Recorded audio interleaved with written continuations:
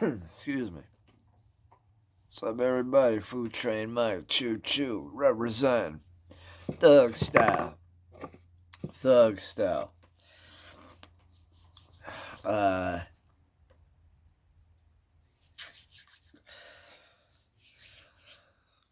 Moment of truth. Remember Dr. Ruth. I can't do it now. I'm sorry, guys. Hold on, man.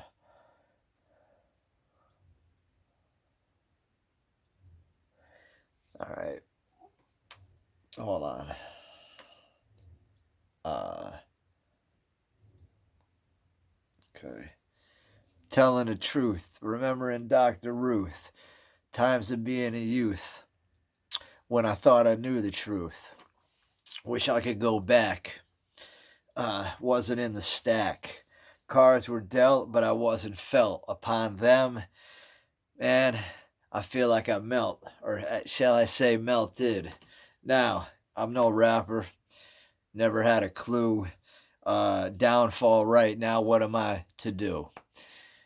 This is all off the top, wasn't part of the vid, but then I done slid right in with a verbical, or shall I say, with a verbal, not ad lib, but a verbal tongue flip. Uh, mental, mental. I don't know. I lost it there. What can I say? I don't do this. I don't rap, but I thought that was a little better than the other ones. So, anyways, now, uh, probably if I wrote them down, wrote the thoughts down, and read them, I'd do better. Always thought I'd maybe have a decent voice for it if I could get some stuff down. But, anyways, uh, what PTSD will do to you. Now, this is no offense, like I said, this is fake PSD in a way of real PSD to the, severely abused, victims, soldiers, etc. I'm talking about, PTSD from bullying and, PTSD from, just not being able to handle many, or shall I say, PTSD from the sense of just kind of being bullied and told what to do, in the sense by my peers growing up into my early 20s and whatnot. And, it a lot of times it drains me out on a daily, you know. I feel, I definitely feel drained out. Excuse me. Um, so I just really, sometimes I wake up and I mean, every day I'm thinking of the bullies. You know, like I said before, I remember one time, I was in the bathroom and I was, in the area where you crap because I didn't want the splashback from the urinal. I believe this was second or third grade. And as I was coming out, one of the kid that bullied me came in. He, got me against the wall because, when you walked in, if you're walking in this way, the urinal was around here, and then if you came over here, were the faucets, and then I think the urinals might have been either one on each side or one on one of the sides. And he got me close, and I'm not thinking a quick boom or something like that, quick chop. I'm not thinking that at that age. I was a scared kid. You know,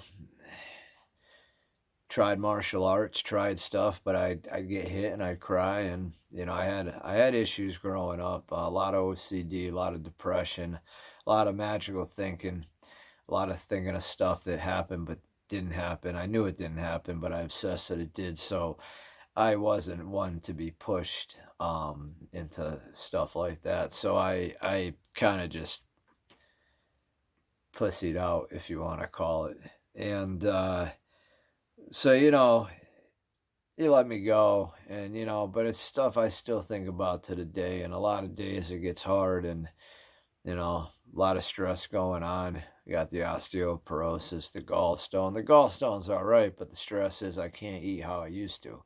So, like today, I can't go to a restaurant like I'd want to go to and get some onion soup and a burger and some wings, or go to a pizza restaurant that I want to go to and get a small pizza with the onion soup and with the boneless wings and with some french fries, because I can't consume all of that. I don't even think I could consume the onion soup with all the salt and plus everything else.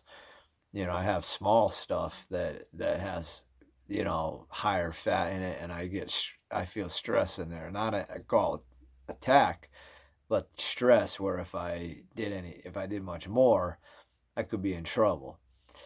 So I kind of feel debilitated, and then with the osteoporosis, that stuff will eat the bones anyways. So I shouldn't even be eating that anyways, but I'm so depressed about it, so messed up about everything, that I'm so overwhelmed that it's just like I just want to go glutton out, you know, just go and just smash tons of food somewhere. Go to a diner and get a spread of the French toast platter with a cheeseburger with some French fries and some onion rings and a milkshake and a diet soda. That's what I like to do, and a dessert if they look good enough, and I'll eat the whole breakfast platter. I may eat half the burger. I'll eat most of the fries, most of the onion rings, and the rest I can take home and I get dessert. And that's usually how I roll. And I can't do that anymore. So it causes me mental stress, where I feel at 47, I feel like I shouldn't really have to be going through all this crap when, I do a lot of good. I help a lot of people out. I go over my way giving people extra food and helping them and whatnot.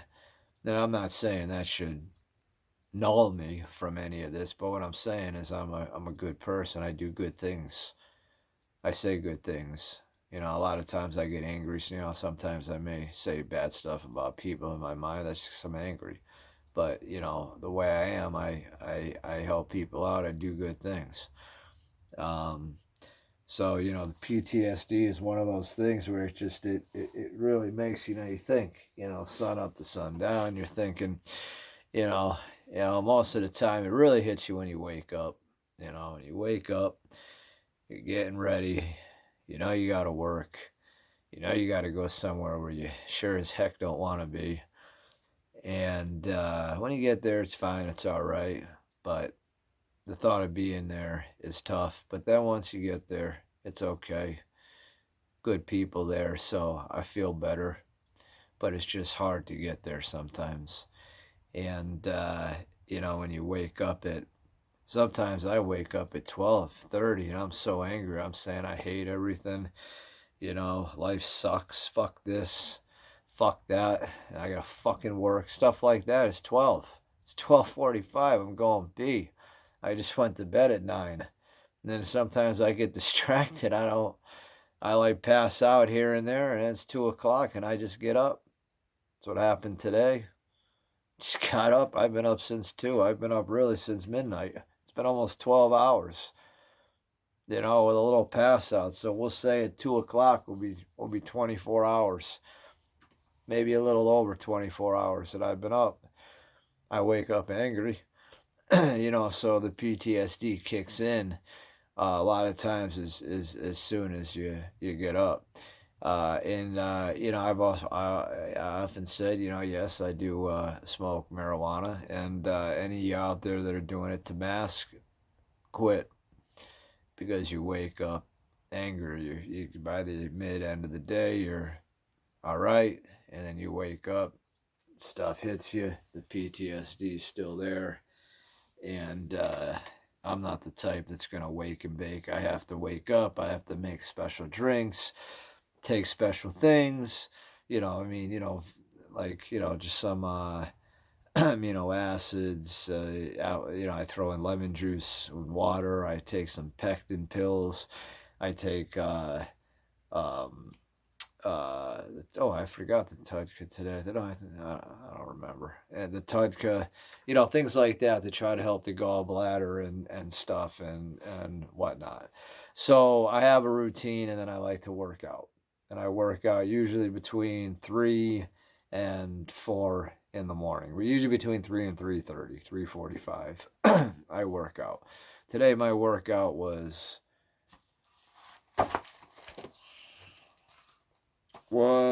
chest. It was about an hour and 10 minutes. I did 4 sets of barbell press, 6 to 8 reps. I did 3 sets of chest flies flat, 10 reps, 3 sets. I did flat one arm going this way, so neutral press. 3 sets of those going right to left arm. So 3 sets of those. Let me just write neutral in here. I did 5 sets of dips of 5 reps, so 5 by 5 for dips. I then did 3 sets of decline push-ups times grabbing a plate, doing plate raises. So decline, right up, plate raises, 3 sets of those. So that's 6 sets right there. And I was working with 25 pounds and 35. I could have done 40, but I really squeezed it, and I was trying to like really just squeeze it because you see the little chest and definitely this stuff working. I was trying just to squeeze that up. Then I did flat pump push-ups, 3 sets of those. And then I did some planks, 3 sets of kind of on here and then up in regular top plank, bottom plank on here, and then I would go up and down, up and down. I would just kind of mix it up during the set. The first set was 1 minute and 30 seconds. I probably could have gone a little longer, but it was starting to burn, and I just stopped mentally. I probably could have done 1 minute and 40, 1 minute and 45 for the first set. Usually I can do a 2-minute plank after a workout. First set. Second set was 1 minute 15. Third set was 1 minute and 20, and I rested like between like 30 seconds and a minute on those exercises. On the planks. So that's what the workout was today. It was yeah, I was trying. My back's been hurting me. So it was really tight. It's really tight right now. So I basically just did lightweight on everything, just the bar and stuff, body weight stuff, and I just I stretched out a lot, and I thought it would help. And I've been tight since Saturday night. Really, yesterday I was hurting, so I was doing everything light, and 5 by 5. I was just body weight, but I was keeping it, and I figured by doing that, it's going to be less impact here. I'm not doing any standing presses. I'm not doing any squats. I'm not doing anything. I was hoping to get loosened up, get in the groove, but I made my situation. It's not any worse because I didn't pump anything heavy, and I'm aggravated because I feel like I wasted my time, but I just wanted to do it for the mechanics and for just trying to get it loosened up in there because I have no density, a lot of bad density in that lower area, and my pain in there is because of that probably, and that's what's making me neurotic. So you know what? If I'm in pain and I might not be able to stand all day, someone like at work or something, stand all day or whatnot. But I can, do 30 or 40 minutes of something that might help, I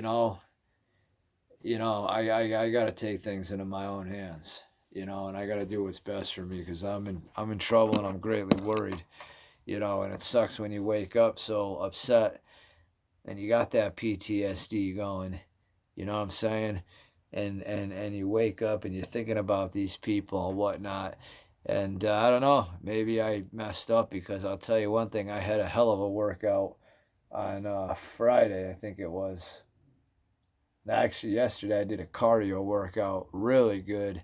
And Friday I was pumping good. And I think I was, thinking of some of these bullies and stuff and getting ticked.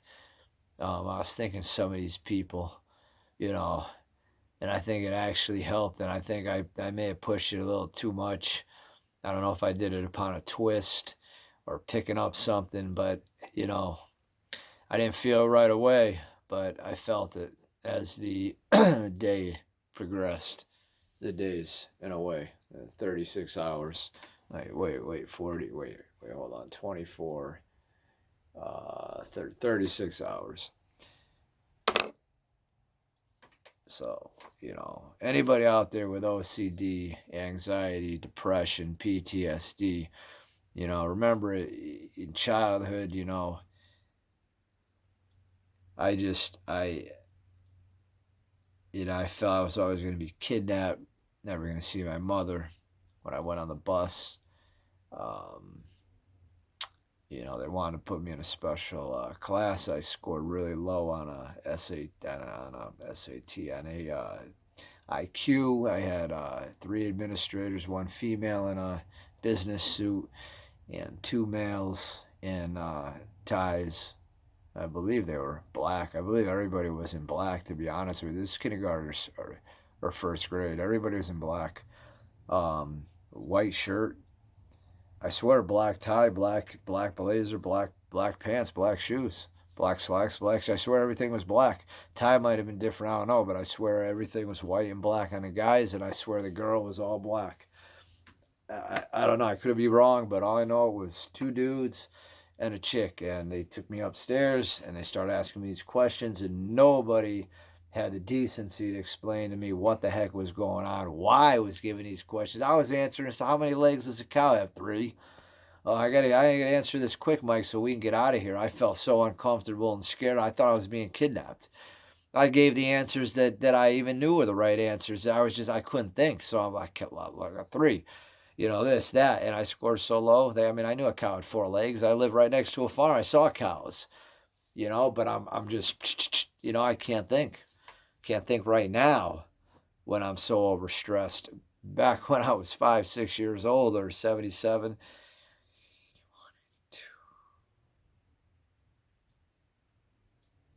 So 5, 6 years old, whatever, however old I was then, imagine how bad it was. And it was horrible. So they wanted to put me in retarded class. Thankfully, my father knew enough. He was educated in the field of education, so he knew enough that I wasn't. He fought it. That didn't happen. I was made fun of a little bit by the teacher, called a chatterbox. There were these little books that they used to have, and one actually was called a chatterbox. They were these character books, and that one was dedicated to me in the class. So, I was picked on a little bit. I moved to a different town. Had problems being bullied pretty much first day or two, first little bit being in there. It was actually probably worse than the first school. So, there was, it was never physical really. I always ran. But, like I said, I think about it all the time. At one time on the playground, I said something to one kid. He was a heavier kid. He hit me with a couple 1-2s real quick. Not too hard, but hard enough to show me what's up. And I backed down. I didn't know what to do. And there was one kid who was tough. I was at a baseball game, and he was toying with me, and I said something to him. And I remember I actually did one move to him that I had learned in something called Jikido, which was like some judo type blend by Paul Aurel. You can look it up. I made it to like orange belt in that, and I remember I grabbed him by his shirt and his chain, and I think I tripped him. I know I tripped him. I don't think I did the monkey throw where you go over and you throw him. I want to say I did that. I don't know if it was that or if it was just like a side throw. But I know I tripped him, I think it was a side throw. I think I just went up to him and grabbed him, and I tripped him, and I broke his chain, and he got up and he was pissed, and then I thought he was going to kill me because he knew how to punch, and he was really strong, and he was really muscular, and I wasn't. So I had a good hip throw, and I had a good monkey throw. That's really all I had, and I had a good trip. If I grab somebody, but I didn't have any type of hands to where, okay, I trip somebody, they fall, they're going to get back up. What's it going to do? Just like with him. Then, parents got involved, and, you know, parents got involved and whatnot. And, well, parents, it was getting close to the end of the game. So my parents started, everybody was coming up. So, and then in school the next day, thankfully he didn't kill me, and I apologized, and we made up. He was a friend of mine. We were friends throughout. It's just something that happened. But I mean, I never rectified anything with anybody, and I always ran. And there was one time that I got picked on by this kid because I wouldn't give him a baseball card that he wanted. It was Reggie Jackson, was like a 75 or something that I had, and I said no, and I was pretty firm about it. He asked me so many times, I was like, absolutely not. I was confident in what I was saying, and ever since then he picked on me. Had one of his friends picked on me. I remember one of his friends that picked on me. I was in the kid that wanted my card that ended up picking on me real bad, and we were in his yard, and he had this friend, and I remember he was messing with me, and he kept coming up to me, and I just kept throwing him. Hip throw. I just would throw him around like a rag doll. I could have definitely wasted him. I should have actually just I should have actually just went in on, but I didn't have confidence with this. You see what I'm saying? Because I wasn't hitting anything. I didn't learn anything where and I just should have, because it doesn't take much hitting bone, especially. But, so I had the two of them picking on me real bad, and then I have this stupid idea to come up with a fight, and I was supposed to meet the kid at the end of our road to fight him after school, and I said I couldn't do it, and my mom's like, oh, no, no, we're gonna drive by. He's not even gonna be there. Trust me. And I'm like, oh, he's gonna be. Oh no, no, Mike, don't worry. Just trust me. He's not even gonna be there. We'll go get. We'll go. I think we got something to eat or ice cream. I don't know. I don't know. But then I got so freaked out when I saw him there sitting on the curb, and then he sees us drive by. Oh my gosh. I tell you, man. Oh boy. So yeah, he was on the curb in kind of the bush area where the poison ivy was, where I'm like, how's he in there with that stuff? Just waiting, looking. And there I am in the car with my mom driving by. Oh boy, that was so humiliating. Never had the confidence. And then, I got older. I, took some classes, did some things, and you kind of learned that, okay, it's too bad I didn't do this when I was younger, because it's not so bad, and I was more durable when I was younger. Didn't have any jaw surgery when I was younger, so I had, my may have probably broke the jaw since it was losing it, but once I, maybe not, I don't know. Maybe I guess I just wasn't meant to be some type of fighter, because that's kind of what I wanted to go into, especially in 2010, 2013, but I was really worried about getting hit in the face and getting the jaw broke. I imagine if it broke a few times, it would maybe get stronger, or I could probably get some headgear. I talked to some instructors where I could get like some type of helmet or some type of protection there, where I could go in and spar and stuff, where I'd minimize the damage, which would have been wise, because at least I could have got hit, you know, and went in on it and getting hit and hitting where it'll protect me better in the street. So, you know, I may have to look back into it. They may tell me not to do any type of physical or sport or whatnot with the osteo, but I may just buck it, and just go and find a school, and I may have to get into something, get my aggression out. help with this PTSD. Maybe, if I learned some stuff and got confident, maybe it'd help. And that's the problem. What it is, I just always get overwhelmed and I sabotage and I stop. And I've been doing it, and I just make excuses, worrying about the jaw, worrying about osteoporosis, the back, the spine area. Jiu-jitsu is a lot of going back. You're on your back. You got a lot of weight. You got to shrimp out. It's high risk. I'm at the point where I'm high risk. So it's like, okay, now add that into where I don't feel like a man, feel like a fragile Humpty Dumpty, as I always joke about, but it's the way I really feel at 47 years old. I'm not the type of guy that's going to be like, oh, well, I'll go get a gun and I'll go to the shooting range. I'll just carry a gun and wave out my gun. I don't want to be that type of man. I want to be a man who can just throw up his hands and be like, these are my guns. What's up? I want to pull out a knife. I want to pull out a gun. I want to pull out a stick unless I have to, unless somebody's got a weapon. You know what I'm saying? I want some guy there ready to go like this, and there I pull out a gun like a puss, like a nobody. Like, what's up with that? That's not who I am. I don't like guns. I don't agree with guns. Guns don't do anything for me. They don't make me feel like a man. If they did, I would have gone and got my license. I'm clean. Thankfully, I haven't been arrested. I haven't committed a crime. I go get a license. I go to the shooting range. I could go buy a gun today. I could go do all that today. And feel like a man and go shoot, and stock up and go have an arsenal. Well, I don't like that. I'm not about that. I don't want some firearm near me. I just don't like it. They make me uncomfortable. I want these to be my weapons. I want this to be my weapons. I want this to be my weapon. I want this to be my weapon. I don't want a gun.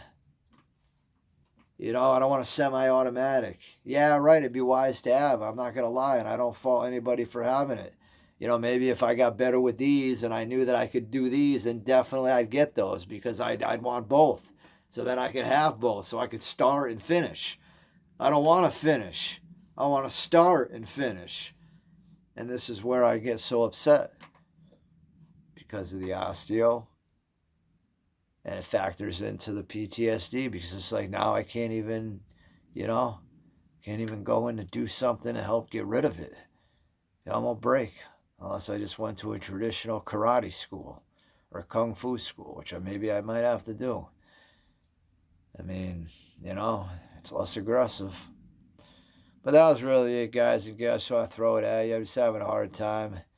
Got a lot of bills. I got a lot of stuff I'm paying for. I'm trying to save for. I'm losing hours at work because I can't come in because of hurting my back and mental issues where you get yelled at by a volunteer a few weeks back and he just really went in on me and people get in on me and I just so overwhelmed. I can't freaking think.